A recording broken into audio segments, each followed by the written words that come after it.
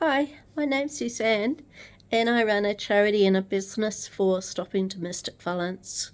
I'm also a childcare worker. I went to university and I did childcare studies. And today I've got a talk about youth crime and domestic violence. Okay, so youth need to feel secure and loved. They also need boundaries, which allows them to feel safe and secure in their life. Having boundaries actually tells them that you care about them and their life matters to you. And they will say that they want to do their own thing and they don't need, which they need to do.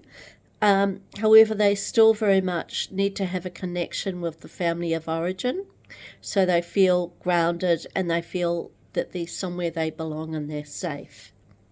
And all teens need to spend quality time with a family unit so they have a safe base to operate from and are able to grow emotionally.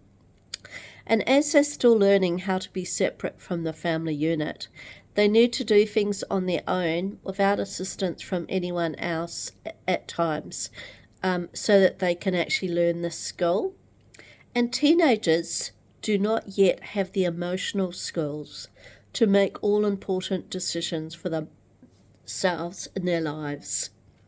And this does not happen until they're 21, when that part of the brain is actually developed. And for this reason, it's important that they have supervision and assistance in their life, guiding and assisting them with all their important life decisions. And parents and caregivers need to keep a close eye on what teens are up to so that they can have their best life and so they actually stay safe, because they can do risky things. And teenagers love to push boundaries, and having boundaries actually makes them feel safe. And when there are boundaries, even though they will say that they don't want them or they don't need them, they really, really do, and they really actually do like to have boundaries because it actually makes them feel that someone cares about them. And the truth is they really need them and they really want them. And most parents do really love their children and want to do the best for them. And once teens start committing crime, this is like a huge red flag that things have gone off the rails and that they need immediate help. And they need tough love at this time. And always say that you love the child, but you do not need to love their behaviour. And you've got to actually state the difference. And it's really, really, really important that you state that you do still love them, but not the behaviour. And there can be many reasons for being out of control, and it can be an urgent cry for help. And they may need more supervision or boundaries, and not feeling safe and secure can be a big one.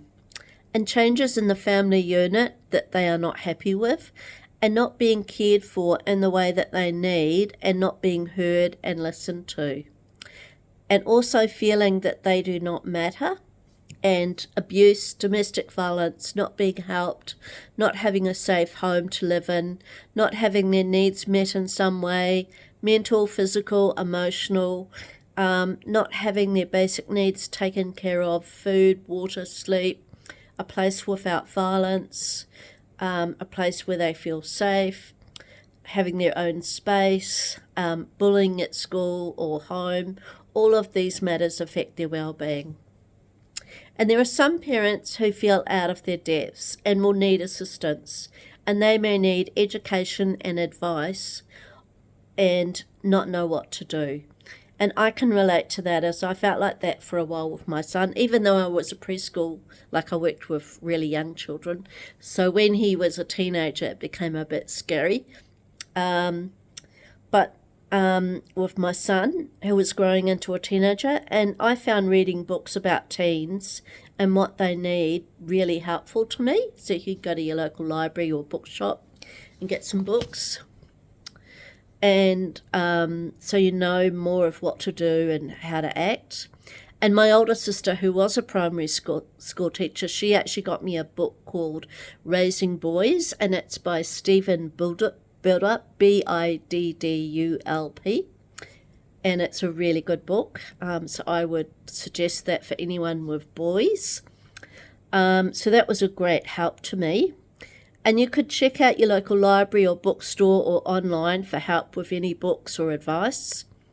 And also you can ask other family members to help you, which can be a resource for you, or your community centre, your library in your area, health centre, mental health. They're all good options to get information and ways to do better when you're not sure of what to do. Even the police can actually assist. They do have programs for teenagers, or they used to. I'm not sure if they still do, but I think they do. And you can check online, as there's lots of counsellors that offer advice too. And police, they can have programs that help teens do better. However, sadly, there's some parents who are not good parents who have many problems like dysfunctions, addictions, abusive behaviours, physical sickness, disabilities, traumatised, immature, mental health issues. You see, if you do not know what a healthy, happy relationship is, then you've got no way of modelling that to your children, because children learn from what they see. So if they see an unhealthy relationship, they think that that's normal.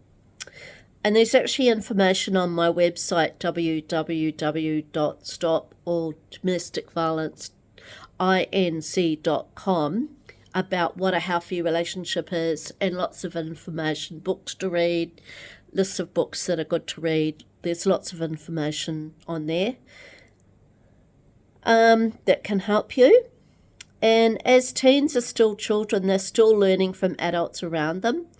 And you need to remember to tell them that you still love them completely, but not the bad behaviour. And the boundaries that you set need to be age appropriate for them. And teens also need their own space where they can bring their friends, and it needs to be somewhere that they feel safe. And they need to hear you say, "I love you" daily. And remember to show them that you love them.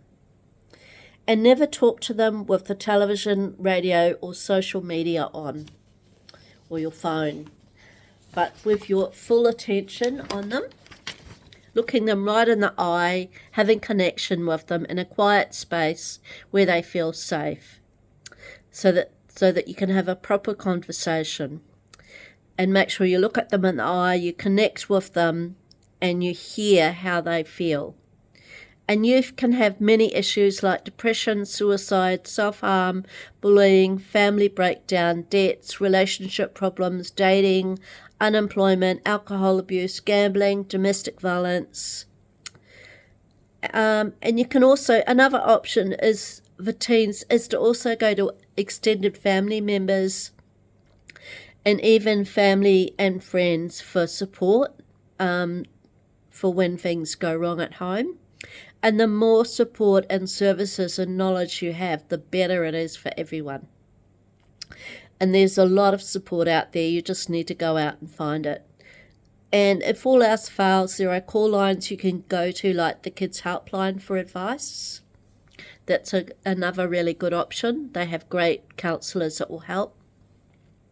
Okay, and if you like this little write-up, you can, on this video, you can push the like button, and you can also subscribe to our page.